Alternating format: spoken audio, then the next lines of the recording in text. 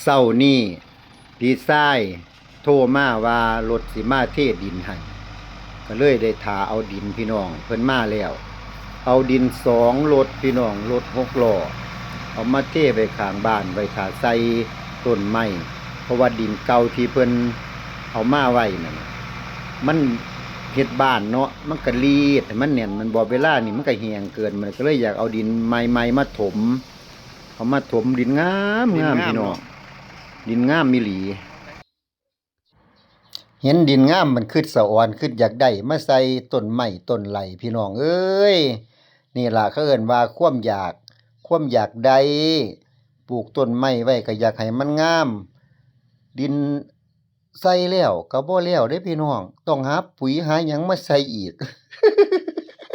หาแนวยากให้เจ้าของแต่ว่ามันเป็นความสุขของคนมีอายุเนาะพี่น้องเนาะแต่น้อยหนุ่มซุ่มกำบ่สนใจหยังแหล้วมันสิสะอ่อนเห็นก็อยู่ซื่อๆอยู่บัดตอนนี้มันมีแต่แนวอยากได้อยากดีอยากห่างอยากมีอยากเฮ็ดนั่นเฮ็ดนี่ไปแต่เวลาเฮ็ดมันก็บ่หลายเพราะว่าตอนกลางเว้นต้องเข้ามาเบิ่งผู้เฒ่าอยู่ในบ้านอีกก็มีเวลาเฮ็ดตอนเช้าตอนแลง